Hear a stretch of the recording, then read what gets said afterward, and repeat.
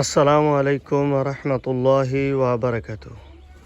প্রিয় দর্শক শ্রোতাবৃন্দ, আমি আজকে আপনাদেরকে একটা জিনিস দেখানোর জন্য এই ভিডিওটি করছি। আপনারা একটু খেয়াল করে দেখবেন। আপনারা দেখুন, আমার একটি মালটা গাছ রয়েছে। এই মালটা গাছটা আমি গত বছর কিনে নিয়ে এসেছিলাম আমাদের কালীগঞ্জের এই রাতকানা গ্রাম থেকে। একজন আমাদের এই পরিচিত একজন লোক, ইঞ্জিনিয়ার, ওনার একটা বড় নার্সারি রয়েছে। সেই নার্সারি থেকে আমরা কিনে নিয়ে আসছিলাম এই চারাটা। তো প্রথম লাগানোর পরে যেভাবে পাতা পড়া শুরু হয়েছিল, আমি মনে করেছিলাম যে হয়তো এটা আর বাঁচবে না।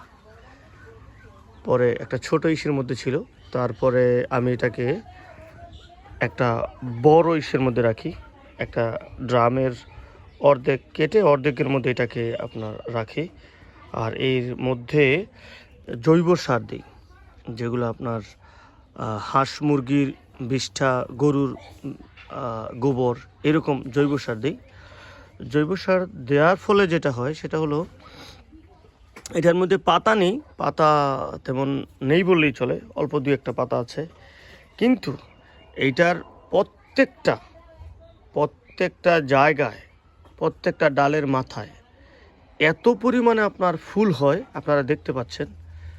আলহামদুলিল্লাহ, ফুলগুলো থেকে যদি ফল হয়, থেকে যায়, আমি জানি না এটা ভার কীভাবে সামলাবে, কিন্তু আলহামদুলিল্লাহ প্রচুর পরিমাণে ফুল আপনারা দেখতে পাচ্ছেন নিশ্চয়ই। এবং প্রিয় দেখতে পাচ্ছেন একটি পোকা এখান থেকে মধু সংগ্রহ করছিলেন। প্রচুর পরিমাণে ফুল হয়েছে। আপনারা দেখুন, প্রত্যেকটা ডালের মাথায়, প্রত্যেকটা, এখানে যে ছোট্ট একটি মাথায়, এই যে দেখতে পাচ্ছেন, এখানে ছোট্ট একটি মাথায় কি পরিমাণে আপনার মালটার, ছোট মালটা হয়ে আছে। অসংখ্য ফুল এবং ছোট ছোট ফল ধরে আছে। জানি না এগুলোর শেষ পরিণতি কী হবে। আমার কাছে বিষয়টা খুবই আশ্চর্যের মনে হয়েছে যে এমন একটা ছোট জীর্ণ শীর্ণ গাছের মধ্যে এতগুলো ফুল, এইটা ভাববার বিষয়। তেমন গাছের মধ্যে পাতা নেই, কিন্তু ফুলে ভরা।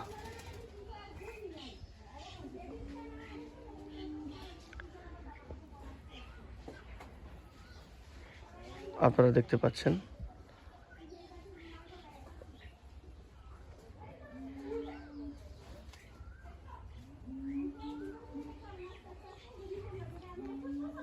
আপনাদের কি মনে হয়, এমন একটা জীর্ণ শীর্ণ এবং প্রায় মৃতপ্রায় গাছের মধ্যে এতগুলো ফুল হওয়ার কি কারণ থাকতে পারে? এবং এগুলো কি শেষ পর্যন্ত ফল হিসাবে থাকবে, নাকি ঝরে পড়ে যাবে? আপনাদের কমেন্টস আশা করছি, আপনাদের পরামর্শ আশা করছি। এছাড়া এই গাছটা থেকে ভালো ফলন পাওয়ার জন্যে আমি আর কি করতে পারি, কি করলে আমার এই গাছের ফলগুলো টিকে থাকবে? কারণ এটা একটা ছোট্ট চারা গাছ, আপনারা দেখতে পাচ্ছেন, একেবারে ছোট চারা গাছ। এই দেখুন, 3 ফিটের মতো বা 2.5 ফিট হবে এই গাছটির উচ্চতা। এর মধ্যে প্রচুর পরিমাণে। এছাড়া আমার এখানে আরও রয়েছে অ্যারাবিয়ান ডেট, অর্থাৎ আরবের যে খুরমা খেজুর যাকে আমরা বলি, সেই খুরমা খেজুরের অসংখ্য চারা এখানে রয়েছে আমার। এগুলো আপনারা দেখতে পাচ্ছেন, এগুলো আমি টিস্যু কালচার করছি। এইটা একটা অর্জুন গাছ। এছাড়া আমার এখানে আরও বিভিন্ন ধরনের চারা রয়েছে। এটা হলো একটা বিশেষ গাছ, এই যে আপনারা দেখতে পাচ্ছেন, এটা মোটামুটি বড় হয়ে গেছে। এই যে এখানে একটা বড় খেজুর গাছ রয়েছে। এছাড়া আমার আরও 3টা বড় বড় খেজুর গাছ রয়েছে, ওগুলো মোটামুটি 2-3 বছর বয়স।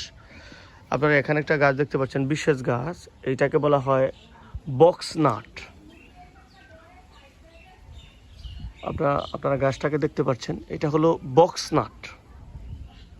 এইটার বয়সও প্রায় 1 বছরের বেশি হবে। 1 বছর, হ্যাঁ 1 বছরের বেশি হবে। এটা একটা উলট কম্বল।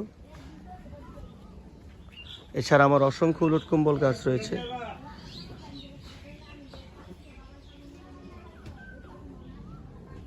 আপনারা সুপরামর্শ দিবেন এবং জানাবেন যে আমি কিভাবে এই গাছের ফলগুলো যেন ঝরে না পড়ে, ফুল থেকে যেই ফলগুলো হবে এগুলো যেন ঝরে না পড়ে, কিভাবে ফলগুলো গাছে থাকে এবং পরিপক্ক হয়, এই পরামর্শ দিবেন।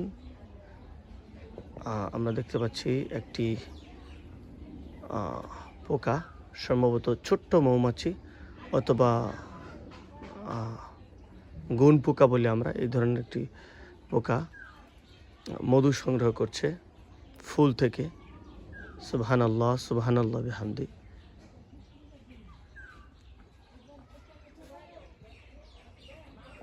ধন্যবাদ সবাইকে। আপনারা সবাই আমাকে জানাবেন ভিডিওটা কেমন লাগলো।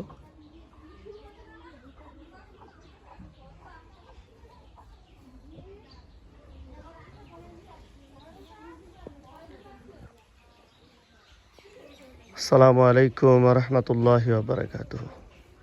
অবশেষে একটা অনুরোধ আপনাদের কাছে, আপনারা লাইক, কমেন্টস এবং শেয়ার করে আমাদের পাশে থাকবেন।